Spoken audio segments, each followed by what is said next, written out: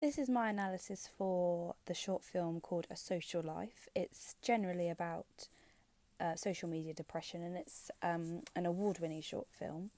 I'm going to be talking about the way in which it fulfills the symbolic code, verbal code, and technical code. And I'll be linking it to the short film codes and conventions, which are circular narrative, which is generally when the narrative links the beginning and the end. One developed character, in which case in this situation we only have one character in the whole film, which I'll go into more detail about later. A catalyst, which is the problem that the one developed character interacts with and solves and combats or whatever they do with that one. And audience expectations, which is pretty self-explanatory, but I will go into more detail about that later. So in terms of this particular film, I'll be talking about the symbolic code first.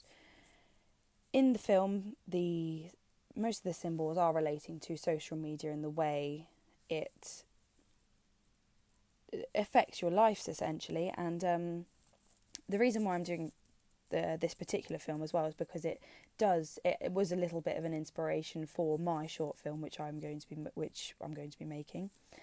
The symbolic code around the film, in terms of social media, is when she has her phone. Like, the phone symbolises this attachment to social media and this attachment to what is going on. This is similar to the technical code, in which in mise en scene, in props, the phone is constantly there. It's constantly in the shot. It's constantly by her side. She's on it all the time, even when she's doing something that should be technology free, like running. When she's putting her shoes on, we see a close up of her shoes. This close up, her phone is still in the shot, and even when there is a close up, she still has this phone in her hand. In terms of the verbal code, there is little to no speaking in this film at all. In terms of diegetic sound and dialogue, there is none at all. This, I feel, really mirrors the way technology is supposed to make people speak out more, but it's essentially silenced this character that we have, this one developed character. She's completely silenced by it. She's almost been manipulated by the ways people are portrayed on social media, and she wants to be like them so much. She's changing the way she is. She's changing the way she talks. She's even stopping talking so that she can fit into this social media expectation. The one developed character in the film is a lady that we never find out the name of. Even though we see her social media accounts, we see her in a day of her life, yet we never find out her name. It almost gives her a lack of identity, really, and it could mirror the way social media strips you of that individuality. The catalyst in the film is 100% the phone that she is using all the time, that changes her life. Because at the end, just before she leaves the house, she drops the phone on the floor, and this is a key moment in the film, as it changes her fate, in essentially. It drops on the phone, and it is done in slow motion. This use of editing and the slow motion bit just highlights how hard it is to get rid of that social media addiction and get out of that social media depression, and the constant feeling that you need to be in control and in social media all the time. In terms of camera movements and angles, the pace is very, very.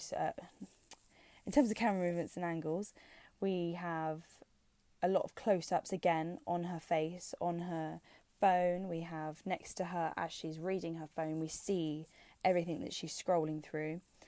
This really highlights the way in which you cannot escape this social media. She can't escape it. She's constantly with it. She's constantly seeing it all the time. And these sort of close-up shots and these compositions of her with her phone next to her just, again, highlight that. In terms of the pace as well, as I was about to say earlier, the pace is really slow and quite depressing in itself, as it's really slow moving, yet you still want to watch. Again, linking this idea of that depression, social media depresses you into this state that you can't really get out of. And in terms of sound, as I mentioned earlier, there is little to no dialogue, and the music is again very minimalistic and depressing. Again, highlighting this social media state that this one developed character is in. In terms of our audience expectations, which is one of our codes and conventions of short films, we are not expecting her to change the way she is. Like, we see her, the first thing she does is just wakes up and she just gets out of bed like a normal person. Then we see all these obscure things that she starts doing, and we don't expect her to come out of this depression, as she is our developed character, and we see her so badly in this state of needing to explain herself and what she's doing and change what she does. But in terms of a circular narrative in the film, there isn't one. There's a very subtle one in terms of, at the beginning we see her get out of bed and we just see the lower part of her body walking away, and that's what we see at the end. But it is very, very subtle, and this subtle circular narrative is again highlighting, even though it's hard to get out of this social media depression, it can be quite easy to do, not easy to do, but can be easy to come out of it. And it's teaching a lesson and sending a message to people, I think, and it's criticising social media and the way in which people always want to expect to be different or essentially the same as everybody else. In terms of mise-en-scene, as I said earlier, the props in it are very important. The props that she's putting in front of the camera to put on social media are very important. At one point she goes to put vegetables out and she's cutting the vegetables, and she takes a picture and then posts that on social media and then reaches for a box of Chinese.